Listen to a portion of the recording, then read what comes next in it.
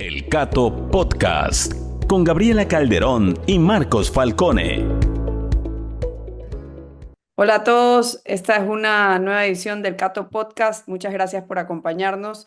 Estamos hoy con Ian Vázquez, vicepresidente de Estudios Internacionales del Instituto Cato, Marco Falcone, profesor de la UCEMA y analista de la Fundación Rosario en Argentina. Y también está con nosotros hoy un invitado especial, Roberto Salinas León, que nos acompaña desde México. Él es presidente del Alamos Alliance. También es Senior para Latin American Studies de la Atlas Foundation y también pues eh, quisiéramos conversar con él acerca de lo que está sucediendo en México ahora que hay estas nuevas administraciones, tanto de Claudia Sheinbaum como de Donald Trump. Y vemos cosas extrañas como una presidenta en la línea de Andrés Manuel López Obrador, de repente por ahí citando un informe del Instituto Cato a favor del libre comercio. Yo quisiera que nos comentes un poco, Roberto, qué es lo que está pasando en este mundo que a veces parece estar al revés. Efectivamente, gracias Gabriela, gracias por esta invitación, encantados, tantos años de colaborar con el Instituto Cato, también soy Adjunct Fellow, Adjunct Scholar del Instituto Cato y muy orgullosamente hemos hecho varias cosas. De hecho, hace más de 30 años celebramos un gran evento junto con Ian Vázquez que hablaba de las bondades, del futuro, de las posibles bondades que nos podría traer libertad en las Américas, el libre comercio en las Américas, se llamaba Apertura en las Américas. Y en ese entonces creo que jamás nos hubiéramos imaginado un escenario en donde un presidente republicano, en ese entonces era toda la filosofía de Reagan y de tratar de llevar a cabo una mucho mayor integración en el hemisferio interamericano. Nunca hubiéramos imaginado un escenario en donde un presidente republicano estuviera llevando a cabo una guerra comercial con sus dos socios comerciales, sus dos principales socios comerciales, que son México y Canadá, y otro escenario en donde en medio del Zócalo, en la Ciudad de México, Claudia Sheinbaum estuviera convocando a 300,000 gentes para celebrar el libre comercio. Esto es verdaderamente surrealista, es bizarro el escenario, pero creo que obedece a las realidades que hemos vivido con la apertura comercial durante los últimos 30 años en México, que en el hecho de que el comercio exterior se ha convertido en la fuerza motriz de la economía mexicana. Aquellos estados, sobre todo del norte, pero también de algunos del centro y en la Riviera Maya, que están ligados al comercio exterior, que están ligados al famoso NAFTA o ahora el TEMEC, Tratado México-Estados Unidos-Canadá, son estados que están creciendo 2 o 3 veces más de la media nacional y en donde la apreciación del salario real o donde el bottom line, que es el EBITDA, o donde la productividad o donde la competitividad de la producción es muchísimo mayor a el resto de México y en donde se ha visto un progreso muy notable, de tal medida, de tal suerte de que hoy México se ha convertido en el socio comercial número 1 de Estados Unidos, que quiere decir que nosotros le vendemos más a Estados Unidos que a cualquier otro país del mundo, pero también significa que le compramos a Estados Unidos más que cualquier otro país del mundo. Son tanto exportaciones, pero también el tema de las importaciones. Y esto ha llevado a cabo lo que yo creo que es una especie de cambio de paradigma, para utilizar la frase que utilizan los filósofos, en donde la forma en que el empresario, que el joven empresario mexicano ve el mundo económico es diferente a la forma en que lo veíamos antes de la entrada en vigor del Tratado de Libre Comercio. Si bien antes las preocupaciones eran sobre los ciclos de deuda, inflación, devaluación, etcétera, hoy las preocupaciones son cómo reducir costos, temas de costos de transacción, cómo ganar competitividad, cómo ganar mercado, cómo competir en una escala global.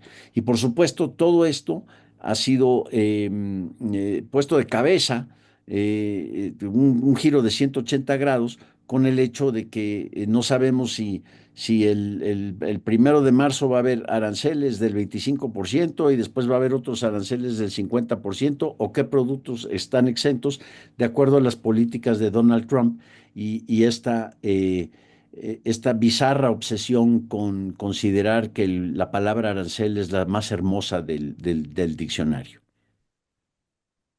Bueno, en este lado de la frontera también estamos perplejos de cómo eso puede ayudar la economía, pero no sorprende que Trump es proteccionista. Él siempre ha anunciado eso. Pero la pregunta para ti, Roberto, es la siguiente. ¿Sheinbaum verdaderamente es un free trader, una persona que favorece el libre comercio y los libres mercados? ¿Cuál es su récord? Porque es un poco difícil creer que hemos llegado a ese punto. No, yo creo que no lo es. O sea, en el fondo no lo es, pero no le queda otra. Si casi el 70% de tu economía y de la fuerza económica del país depende del comercio exterior, de lo que en inglés se llaman los tradables, los bienes comerciables, bueno, pues no te queda otra, a menos de que esté dispuesta Sheinbaum a implementar algún tipo de política de autarquía o proteccionista que a México lo hundiría al país en la Gran Depresión de los 30 en Estados Unidos, sería la Cenicienta comparado con lo que veríamos en México con la formidable caída del Producto Interno Bruto. Yo creo que de 2 dígitos y más sería la caída si de repente anunciáramos un cierre del comercio exterior. Entonces, es realismo económico que se impone sobre la ideología de Sheinbaum. Sin embargo, en ciertos casos, y particularmente en energía, ahí sí vemos que está tratando de llevar a cabo una política nacionalista, una política de autarquía, siguiendo la tesis tan antieconómica de Andrés Manuel López Obrador, que vamos a producir gasolina solo para los mexicanos y que la energía es un símbolo de soberanía nacional y que no nos podemos integrar al resto del mundo en materia energética. Ha pasado con otros casos, como el caso del maíz transgénico, en donde está prohibido el maíz transgénico, la producción de maíz transgénico en México.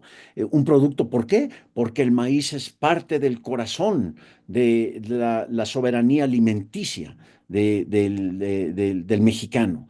Y apegar estos, es decir, utilizar premisas y argumentos nacionalistas para impulsar ciertas políticas económicas, pues es algo sumamente tóxico y que le ha costado mucho a México, sobre todo en el sexenio pasado y en algunos sectores como energía y como agricultura les sigue costando a México. Entonces, Ian, para responder tu pregunta, en el fondo no, ella no es una convencida de libre comercio, lo está haciendo por pragmatismo y por realismo, y qué bueno que lo esté haciendo así. Pero por otro lado, sí vemos que esos atavismos ideológicos están afectando ciertos sectores claves de la economía mexicana. Roberto, ¿cómo estás? Extiendo la pregunta de Ian al resto del arco político mexicano. ¿No han surgido en México nacionalistas acerca del comercio ni a izquierda ni a derecha con discursos quizás proteccionistas como los del presidente Trump? ¿O es que los beneficios de la apertura comercial son tan evidentes que fuerzan a todos los políticos a defenderla? Algo así como puede ocurrir, por ejemplo, en Ecuador con la dolarización, o hasta cierto punto, o bueno, en otros países con otras políticas tan beneficiosas. Estupenda pregunta. De hecho, es muy similar a la dolarización en Ecuador. Yo creo que aquí en México, salvo algunos casos que no pasan de los dedos de mi mano derecha, salvo algunos casos muy excepcionales, el historiador Lorenzo Meyer, que dice que dejemos de comerciar con Estados Unidos, mejor comerciemos con nuestros hermanos bolivarianos al sur de la frontera, tonterías de esa naturaleza, uno puede ser maoísta en el extremo, en su corazón intelectual, y de todas maneras va a favorecer el libre comercio. Porque ahí está, nuevamente, el tema de las exportaciones y las importaciones. ¿Qué significa en la economía real? Significa que yo puedo vender a un mercado muchísimo más amplio del que puedo en México, que de por sí ya es un mercado importante, pero también puedo comprar. O sea, la gama de productos que hoy están disponibles para el consumidor mexicano es de una amplísima variedad que jamás nos hubiéramos imaginado hace 30 años.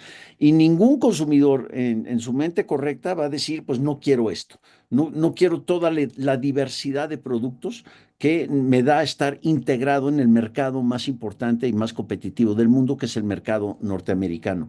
Es parte del cambio de mentalidad que este cambio de paradigma ha generado, en donde el comercio exterior ya es una realidad del quehacer económico mexicano cotidiano. Ya no es una batalla ideológica, es simplemente una realidad del cual no nos podemos desprender, salvo que quisiéramos pagar, vaya, una depresión económica o un equivalente a lo que sucedería en Ecuador si desdolarizaran.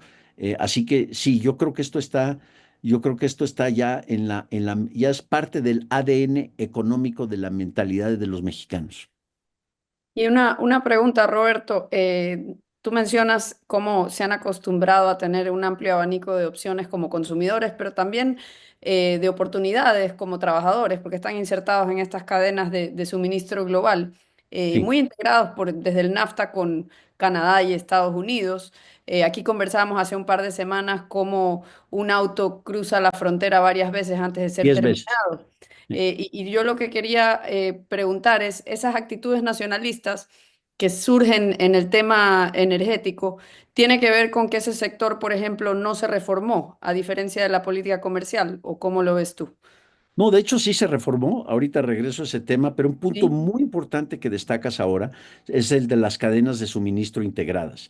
Si nosotros vemos un análisis del mapamundi geoeconómico de América del Norte, vemos que hay cadenas integradas desde Anchorage, Alaska, hasta Tuxtla Gutiérrez en México. Es verdaderamente impresionante.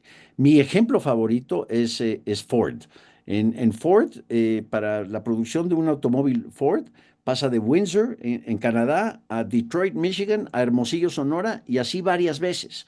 Incluso yo me llevo a preguntar si vale la pena ya considerar la conveniencia de llevar a cabo un análisis de balanza comercial en América del Norte. ¿Por qué? Porque están tan profundamente integradas las cadenas. ¿Para qué hablar de importaciones y exportaciones en América del Norte cuando van y vienen y van y vienen los productos de esa naturaleza? Creo que en ese sentido es un daño.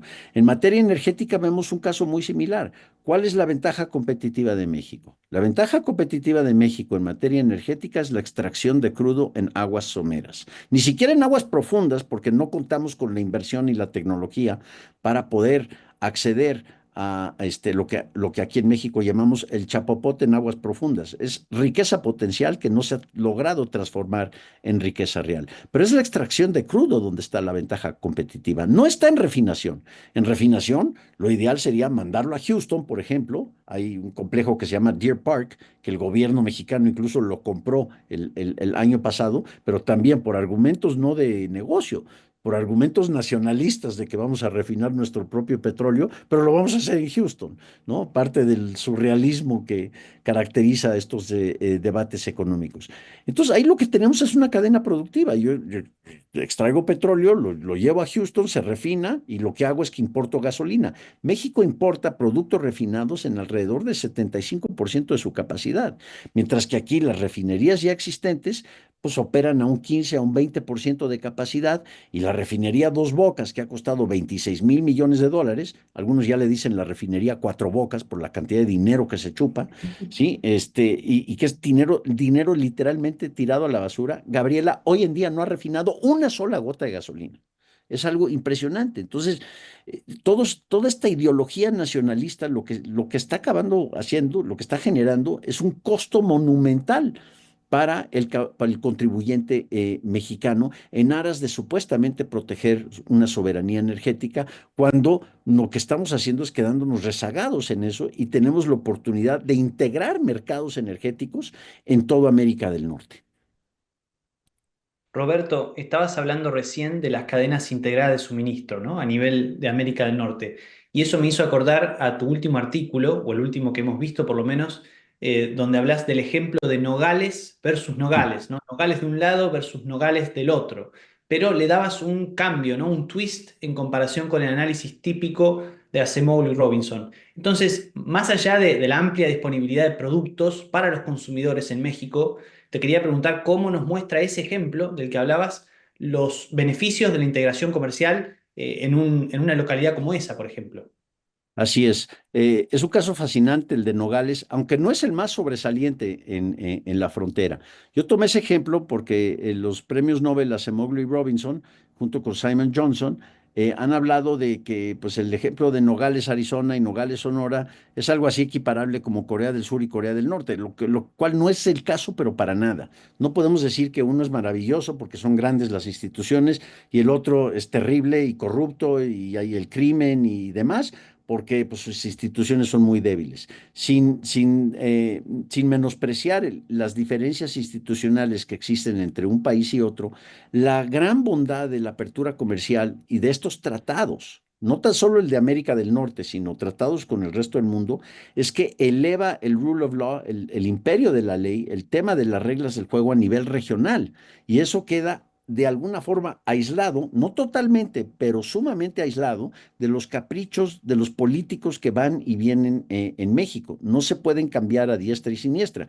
Si yo liberalizo unilateralmente, Marcos, puede llegar un mesías tropical como López Obrador y desliberalizar unilateralmente. Pero si yo tengo reglas del juego que me atan las manos con un compromiso con mis principales socios comerciales, es mucho más difícil desatorar esa relación. Se puede hacer, como lo hemos visto, pero es mucho más difícil. Y esto a los estados fronterizos y sobre todo a las ciudades que están en la frontera, las ha transformado radicalmente. La ciudad que es robusta, que es hiperactiva, en donde hay la mayor cantidad de inversión y de comercio hoy en día, no es Nogales, Arizona, es Nogales, Sonora. Pero en Nogales, Arizona también pasó algo fundamental, que fue una transformación de la ciudad en una ciudad en donde hoy se concentra un gran mercado de mayoría, wholesale, es decir, llega gente de Tucson muy temprano en la mañana, recibe toda la mercancía y la distribuye a los diferentes puntos alrededor de la Unión Americana. Y esto significa que, por cierto, en Nogales, Arizona, la mitad de los habitantes son de Sonora. Ellos se consideran una sola ciudad que está dividida por una reja, ni siquiera un muro, es por una reja, y donde van y vienen e incluso se han hecho reportajes en televisión, en ABC, en la cadena ABC y en otras cadenas, y que me sorprende mucho que Acemoglu y Robinson y otros no hayan destacado esa cualidad de la integración comercial, de cómo lo que estás haciendo es, además de importar bienes, estás importando la credibilidad institucional de los Estados Unidos. Y esto, por ejemplo, en el caso de Reynosa y Matamoros, ahí, sí, de Reynosa con Brownsville y con McAllen, lo que se ha visto ahí son centros de manufactura que tienen un nivel de competitividad a nivel mundial, de lo mejor que puedes encontrar en el mundo. Y el caso más sobresaliente es el de Laredo y Nuevo Laredo, que es uno de los puntos de interacción económica de mayor inercia en todo el mundo. Así que ahí vemos muy claramente en esas zonas fronterizas, independientemente de los problemas migratorios de los que se habla en Estados Unidos o del crimen, la corrupción, el tráfico de fentanilo, etcétera, que es otro debate, lo que sí vemos es una expansión de inercia económica en donde verdaderamente pues, ha generado un mucho mayor nivel de vida al sur de la frontera. Bueno, estamos hablando de las bondades del libre comercio e incluso el Tratado de Libre Comercio que ha estado en vigor por décadas. Sin embargo, ustedes, los mexicanos, han elegido a un par de presidentes ahora que han sido populistas, antimercado, eh, pueden haber apoyado el libre comercio, pero me acuerdo que hace unos años, creo que era McKinsey o un grupo así que hizo un análisis de México en que hablaba en realidad de dos Méxicos, ¿no? Un México avanzado, conectado a Estados Unidos y el más atrasado, que quizás era menos conectado y que puede explicar un poco la política, la realidad política de México. No sé si puedes comentar sobre eso. Sí, por supuesto. Es un corolario de lo que platicaba ahora con Marcos, en donde, digamos, realmente son tres Méxicos. Cuando se publicó esto, que fue hace 19 años, 18, 19 años, se hablaba de los dos Méxicos, pero creo que si lo revisamos podemos hablar de tres Méxicos. Está el México altamente competitivo, en donde el crecimiento de los estados a veces incluso alcanza los dos dígitos, y los dos dígitos no aisladamente, sino en una forma sostenida. Chihuahua, Sonora, Baja California, Coahuila, que es un caso extraordinario, y después otros estados como Durango que crecen más a niveles europeos, ¿sí? Pero estados que están completamente rezagados del comercio exterior, los que son no NAFTA o los que no son parte de estas cadenas, como Oaxaca, Guerrero, Tabasco, y otros estados de esa naturaleza, en donde lo que hemos visto es una fuerte división de los niveles de vida entre esos estados, y que muy lamentablemente incide o ha generado este movimiento político, en donde hay un clamor por qué los de allá ganan mucho más de los de acá, y es que son los ricos quitándole a los pobres, y esto lo explotó muy bien López Obrador, y lo ha seguido explotando Claudia Sheinbaum, ¿no? El pueblo de México. Cuando el gran reto es cómo hacemos para que estados como Oaxaca, que podrían ser altamente competitivos, se puedan integrar a las cadenas de suministro que se han generado en otros estados. ¿Cómo hacemos que esos estados pasen de su estatus de cuarto mundo a segundo mundo y que traten de aspirar al primer mundo? Hay toda una serie de políticas públicas que se pueden llevar a cabo que creo que apuntarían en la dirección correcta, Ian, pero ciertamente es uno de los grandes retos de política pública, es cómo convertir a estos estados, a estas regiones de México, en regiones en donde se puedan integrar al comercio exterior, y me atrevo yo a decir, sería parte de la solución integral de largo plazo para evitar que haya tanto dominio del crimen organizado sobre estas regiones. Ese es otro problema aparte, pero creo que es un punto muy importante. La migración principal no es de México a Estados Unidos, es de los estados sureños a los estados del norte, porque la gran demanda laboral que existe hoy en día es de los estados que requieren esa mano de obra y donde se ha visto una fuerte apreciación del salario real. Roberto, yo tengo una pregunta, dada esta realidad tan bizarra, ¿no? De que un tratado de libre comercio negociado con los Estados Unidos, que uno creería que sirve para atar las manos de un caudillo tropical, ahora resulta pues que parece que no le ata las manos al presidente de los Estados Unidos. Y frente a esta nueva realidad donde un supuesto socio comercial serio y muy importante para México, sin duda, ¿qué opciones crees tú que tiene tu país frente a esta nueva ofensiva por el lado de la política comercial de los Estados Unidos? Bueno, el primer tema sería que una opción inevitable es que nos sentemos, nos tenemos que sentar en la mesa y quizá renegociar el tratado norteamericano. ¿Qué es exactamente lo que quiere Donald Trump? Nuestra intuición es que Donald Trump quiere que México se una a una especie de fortaleza norteamericana. Esto lo ha explicado muy bien un gran economista mexicano, Luis de la Calle, que es probablemente el mayor experto en estos temas hoy por hoy. Cosa que no nos agrada, pero por lo menos sobrevive el hecho de que tenemos la integración norteamericana.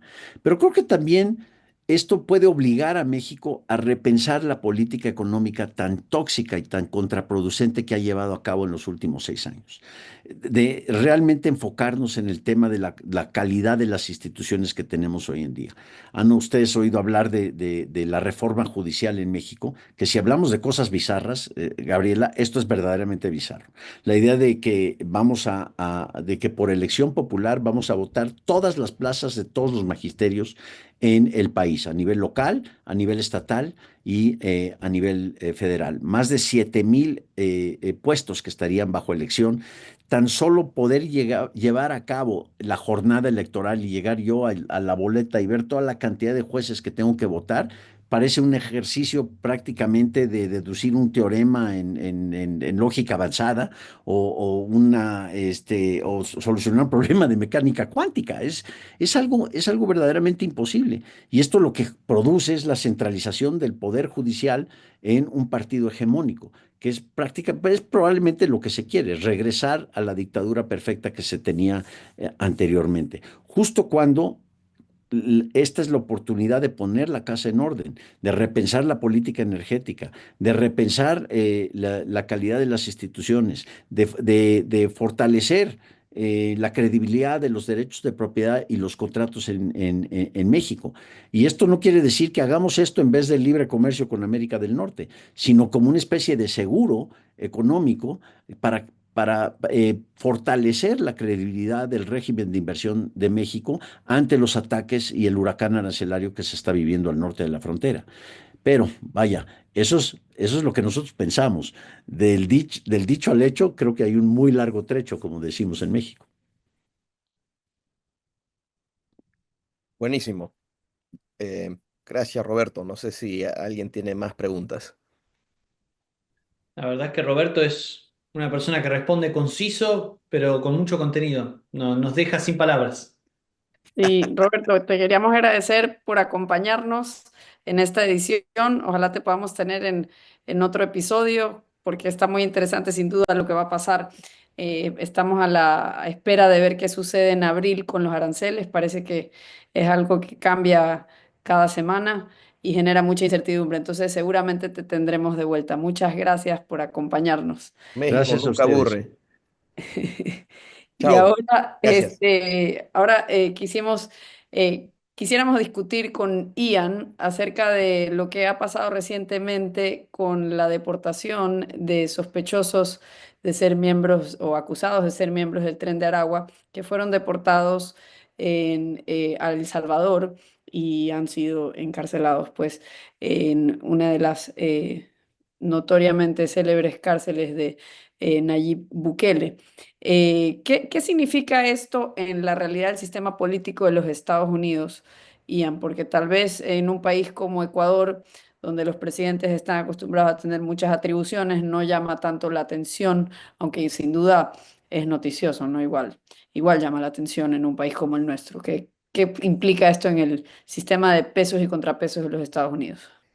Creo que el presidente Trump ha cruzado una línea en el sentido de que desde que asumió poder otra vez ha estado haciendo decretos presidenciales y políticas que muchas de ellas han sido francamente ilegales y que las cortes las han parado, ¿no? Entonces el otro día eh, él el presidente invocó una ley de 1798 que se llama la Ley de Enemigos Extranjeros para poder arrestar a quienes el gobierno dice que son miembros del Tren de Aragua y deportarlos, en este caso a El Salvador.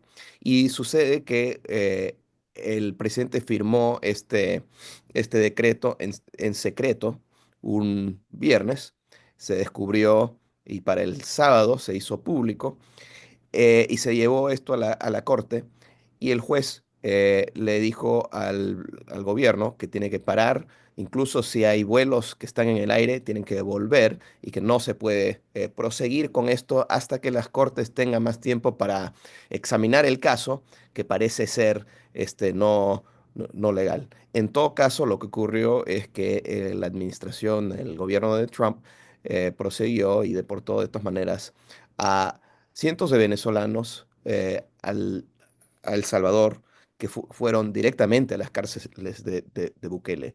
Entonces, dada la información que tenemos, las investigaciones del Washington Post y todo eso, parece que sí, desobedeció la corte, el presidente, y en caso que sí, eso sí sería cruzar una línea en que no se están observando los pesos y contrapesos del sistema americano. Y eso nos pone en otro plano acá en Estados Unidos. Ahora, se tienen que determinar los hechos en la corte. Y es por eso que el juez ha pedido que aclare que el gobierno tenga que aclarar los hechos, le ha pedido cuándo salieron los vuelos, eso importa para saber si se violó la orden, parece que sí, y el gobierno ha presentado otra vez, ha respondido a la Corte, pero la Corte esta semana respondió al decir que la respuesta no es suficiente, no aclara nada, y de que el gobierno no está todavía respondiendo a lo que le está pidiendo la Corte. Mientras tanto, los representantes de la Casa Blanca han estado diciendo que lo que dice la Corte no importa en este caso, están cambiando las justificaciones. Ahora dicen que em, pu- puede que se trate de secretos de Estado y por lo tanto no tienen que dar explicaciones, y que además es posible que ellos estaban no deportando los venezolanos bajo la autoridad de esta ley de enemigos extranjeros, sino bajo otra autoridad, pero no han aclarado cuál ha sido. Entonces han cambiado sus versiones desde la primera vez que se aparecieron en la corte, que también es una queja del juez en este caso, de que estos argumentos son nuevos y no eran los que se dieron al principio y que tienen que aclarar. Como no satisfacieron al juez, el juez le ha dado todavía más tiempo hasta la semana que viene para aclarar lo que necesitan saber. Si no, si todavía no satisfacen al juez, se tendrá que tomar un próximo paso. Pero lo que pasa con este caso es muy posiblemente un- una crisis constitucional. Ian, lo que nos estás contando me hace pensar que quizás en Estados Unidos vendría bien un análisis como el que se hizo hace poco en Argentina acerca de qué leyes existen y están en vigencia hoy, ¿no? Porque, o quizás incluso ver si se pueden usar leyes de hace 220 años como para desregular o hacer algo por el bien, ¿no? De lo que ni siquiera sepamos. La cantidad debe ser impresionante porque, si no me equivoco, estás diciendo que el gobierno invocó una ley de 1798, que seguramente tiene que ver con los rechazos de la justicia, ¿no? Que nadie ni siquiera sabía que existía esa ley.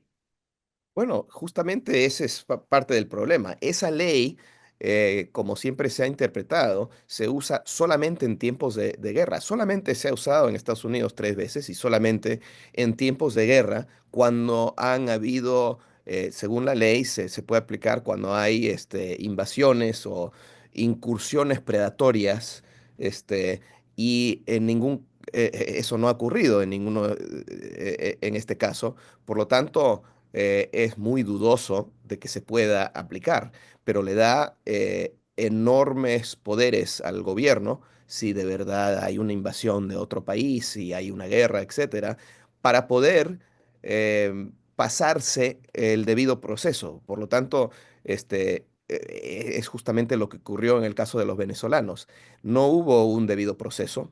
El gobierno simplemente les acusó de ser miembros de Tren de Aragua y ser criminales y les sacó. No hubo un juicio, no hubo no hubo ese debido proceso que ocurre con todos los demás inmigrantes o casos en que el gobierno acusa a alguien.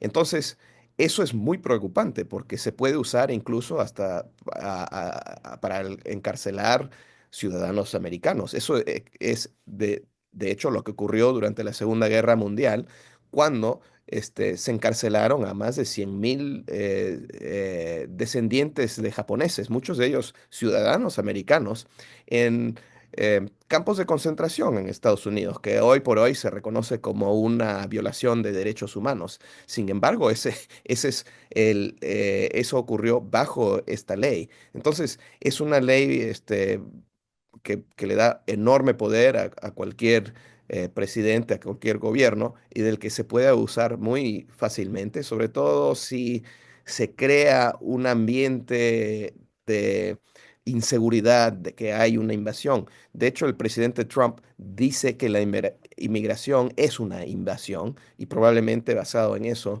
se están sosteniendo con esta ley, pero es muy dudoso de que se pueda justificar legalmente. Y este juez en cuestión, el juez Boasberg, y aquí yo percibo, digamos, sin ser estadounidense, percibo desde afuera algo diferente para el sistema americano, que es que los actores políticos acusen de de juzgar de manera como partidista a los jueces. Usualmente la justicia, el Poder Judicial en Estados Unidos ha sido como que algo muy respetado por los actores políticos, no solo sus órdenes, sino también, digamos, las decisiones de los jueces. En este caso, vemos como Trump y otros de sus partidarios cuestionan al juez por ser de izquierda. Sin embargo, digamos, ¿es esto algo real, un fenómeno nuevo en los Estados Unidos o está equivocada mi percepción? ¿Y qué sabemos del juez Boasberg? A ver, típicamente cuando un juez le ordena al gobierno desistir de lo que esté haciendo y el gobierno no está de acuerdo, el gobierno dice no estamos de acuerdo por X razones, como ahora lo han hecho de manera inconsistente el gobierno de Trump, pero respetan a la orden mientras tanto y hacen hacen la argumentación dentro del sistema judicial, en las cortes. En este caso, han estado diciendo que no tienen que respetar esa orden, que no tiene relevancia y es por eso que parece que procedieron con las deportaciones. Entonces, eso es diferente. Ahora, lo que está diciendo Trump y los que les apoya dentro y fuera del gobierno es que este juez es corrupto, que es izquierdoso, por lo tanto, que le tenemos que hacer, que es lo que debe hacerse ahora, es un impeachment, es un fallo para sacarle de su puesto. O sea, y eso no es común dentro del sistema ni la tradición estadounidense. Cuando un juez falla de manera en que no te gusta, se le lleva al próximo nivel del sistema de las cortes hasta que llega a la Corte Suprema. No se le empieza una campaña en contra a nombre y apellido y una campaña para sacarle de su puesto. Y eso es lo que está ocurriendo ahora. Es muy poco común que ocurra eso dentro del sistema de justicia acá en Estados Unidos. Y sin embargo, esa es la táctica que están usando en este gobierno. Pero este juez ha sido un juez que no le podemos decir que es ideológicamente de izquierda. Podemos encontrar algunos fallos que quizás no nos guste, pero que fue nombrado a una corte anterior a esta, de menor nivel, si no me equivoco, por el presidente Bush. Después fue promovido a esta corte, creo que fue por Obama. En todo caso, no creo que es correcto decir que es un juez ideológicamente a la izquierda. Y si lo fuera, entonces el sistema de corte puede lidiar con ese tipo de tema y por eso hay tantas cortes al que se puede apelar hasta llegar a la Corte Suprema. Ian, tengo una pregunta al respecto del caso en particular, ¿no? También, pero ya no sobre Estados Unidos quizás, sino sobre dónde han terminado los acusados, ¿no? De pertenecer al Tren de Aragua, que son venezolanos, pero el gobierno de Trump no los envió a Venezuela, sino que los envió a El Salvador.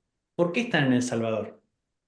Bueno, para mí este es un gran problema, porque estamos hablando primero de que el gobierno estadounidense ha agarrado a inmigrantes venezolanos con una sola acusación, les ha arrestado y les ha sacado del país sin un debido proceso.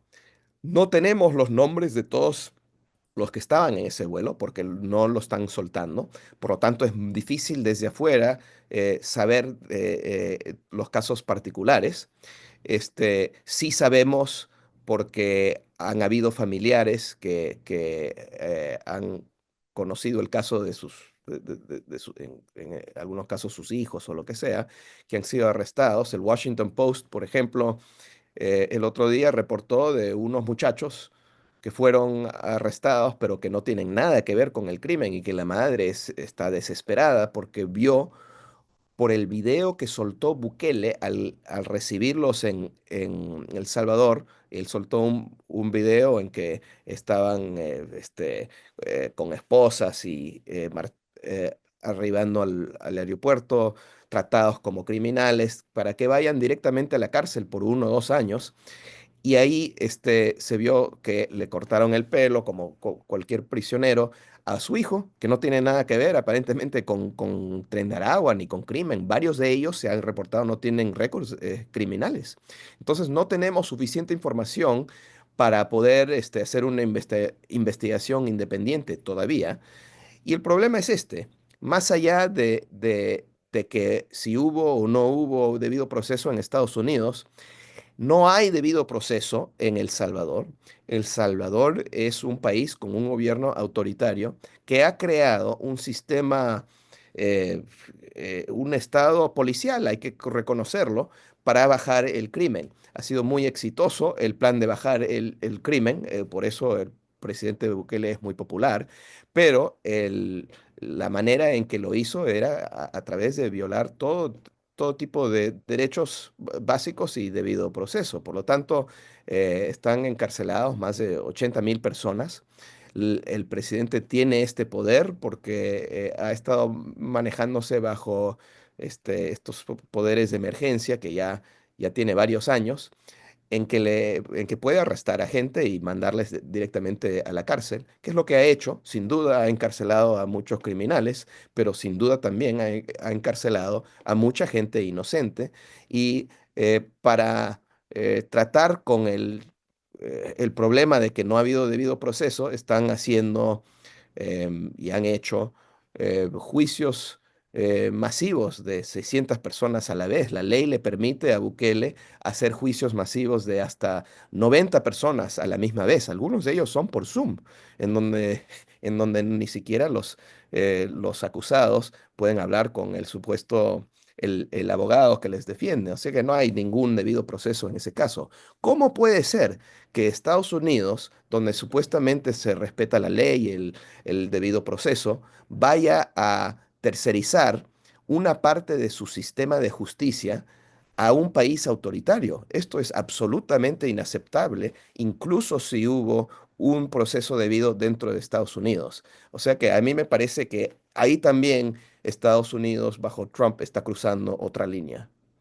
Incluso en un editorial de Wall Street Journal recientemente se dice que cómo así tiene que llegar a este acuerdo con plata de por medio, porque se publicitó que le pagaron al gobierno de Bukele por recibir a a estos individuos arrestados.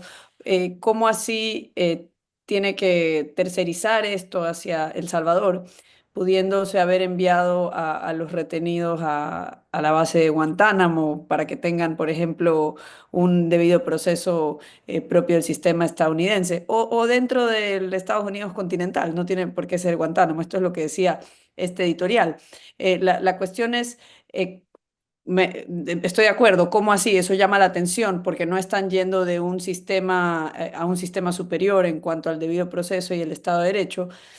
De hecho, suele suceder al revés. Nosotros que estamos en Sudamérica, usualmente lo que suele suceder es que los sistemas judiciales son muy cuestionados por que son penetrados o por el narco o por partidos políticos y suelen ser enviados ciertos individuos a Estados Unidos para ser procesados por la justicia en Estados Unidos.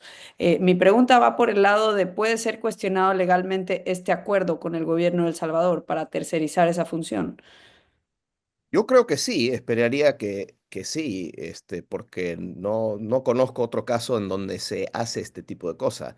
Típicamente cuando se deportan criminales es por un acuerdo y se van a los países de donde provienen, ¿no?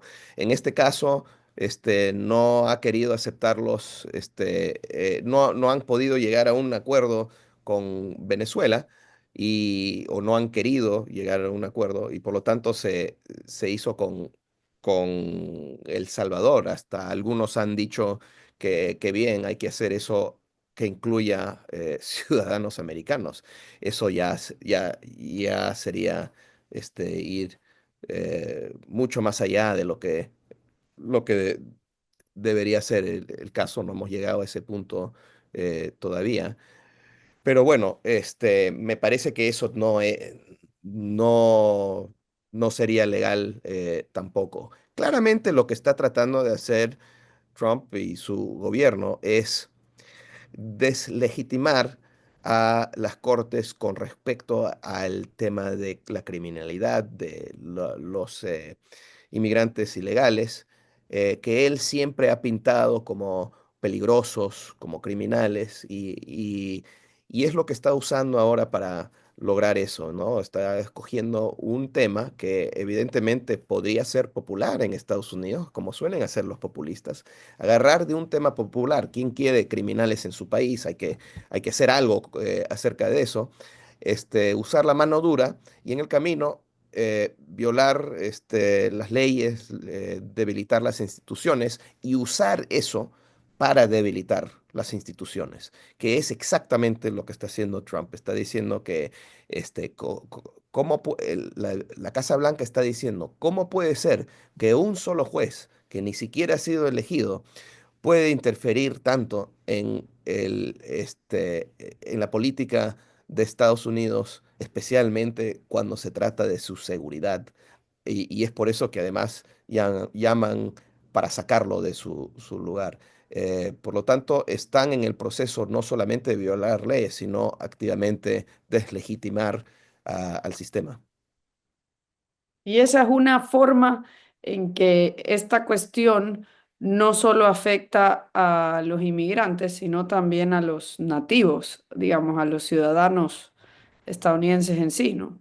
De todas maneras, esto no es un caso únicamente de ilegales o de inmigrantes. Esto se trata del Estado de Derecho en Estados Unidos y el sistema de pesos y contrapesos. Por eso digo que si se establece que él ha desafiado a las cortes, entonces estamos hablando de una crisis constitucional, no simplemente un tema coyuntural o enfocado en una política pública, sino que va más allá de eso. Y es por eso que es tan preocupante. Algunos expertos legales dicen que ya estamos en una crisis constitucional.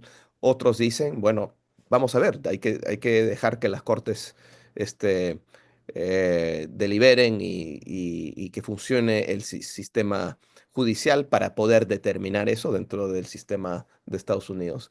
Y en eso estamos. Es preocupante, Ian, que lo que decís suena bastante familiar para los latinoamericanos, o por lo menos para un argentino como yo, porque yo ya he escuchado ese argumento en Argentina, donde tenemos un sistema de frenos y contrapesos muy similar, inspirado en el de la Constitución de Estados Unidos, que cómo puede ser que los jueces tengan tanto poder, ¿no? Que es un elemento esencial de la República en Argentina, en Estados Unidos y también en muchas otras repúblicas latinoamericanas. Lo preocupante es que algo que para nosotros es normal, lamentablemente, en Estados Unidos empiece a convertirse en mainstream, ¿no? Claro, en realidad, esta es una película latinoamericana. Todos en la región lo hemos visto mil veces, pero no en Estados Unidos, ¿no? Entonces, es preocupante. Por largo tiempo he dicho que Trump es un populista latinoamericano, a pesar de estar de acuerdo con algunas cosas que está haciendo. Me gusta que quiera desregular, me gusta que quiera reducir el impuesto a las corporaciones y ese tipo de cosas, pero hay que respetar las leyes, hay que hacerlo dentro del Estado de Derecho. Y entonces eso es lo preocupante de todo esto. Sabemos cómo termina esta película y, y bueno, creo que para Estados Unidos es algo novedoso y no estoy seguro que los estadounidenses están suficientemente preparados. Esperaría que sí, porque este país tiene las instituciones más fuertes, entre ellas del mundo, pero, o sea, hay que defenderlas para que funcionen bien. En el caso de que Estados Unidos sea de cierta manera latinoamericanizado, habría la posibilidad de que alrededor de la región haya un efecto contrario, digamos, de hacer lo contrario de lo que está pasando en Estados Unidos, como ha sido en otros casos una especie de antiamericanismo reflexivo por parte de una izquierda latinoamericana siempre dispuesta a explotar este nacionalismo de verse en contraposición a los Estados Unidos. Bueno, me gustaría ver eso, si empeora la situación aquí en Estados Unidos. No sé si ocurrirá eso. Ya hemos visto cómo cuando quiso, acabamos de hablar de esto, imponer más aranceles a México, está defendiendo el libre comercio. Eso es saludable, pero veremos. Yo creo que la parte irónica de este cuento es que Trump nunca ha escondido su desprecio por los latinoamericanos, por los mexicanos, siempre les ha caracterizado como criminales o peligrosos para la cultura latinoamericana. Y sin embargo, lo que él está logrando a través de sus políticas para deportarlos, para denigrarlos, es precisamente eso, latinoamericanizar en el peor sentido de la palabra a Estados Unidos.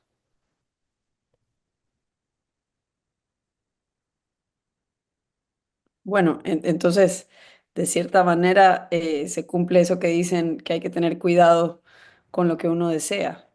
Digamos, como que o tener cuidado con lo que uno rechaza, porque terminas convirtiéndote más o menos en lo que rechazas.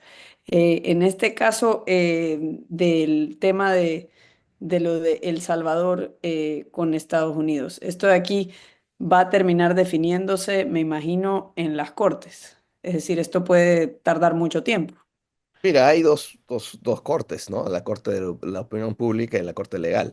Yo creo que esto no es algo que puede alargarse demasiado, va a tener que apurarse dentro del sistema judicial. No sé cuánto puede demorar eso, pero esto sí se va a acelerar.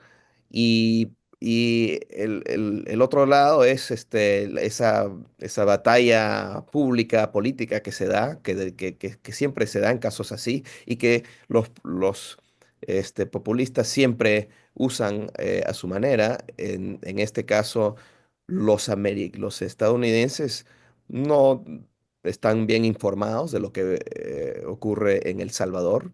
Entonces, es muy importante ahora entrar en el debate para describir exactamente qué es lo que ha pasado en El Salvador. Y en toda Latinoamérica el modelo Bukele parece ser popular porque el tema de la criminalidad es tan problemática, pero me parece que tampoco esa película en El Salvador va a terminar bien, porque si tú eliminas el debido proceso, también estás eliminando todo tipo de otros de respeto a otros derechos básicos, como es el caso ya en El Salvador, que no tiene, que ya la libertad de prensa, por ejemplo, ha sido sumamente debilitada y que han habido todo tipo de violaciones a derechos humanos que han sido bien documentados. No podemos decir, además, que Bukele tiene buenas políticas económicas o otras buenas políticas públicas. Él no cree en el libre comercio, desprecia eso también, o en el mercado.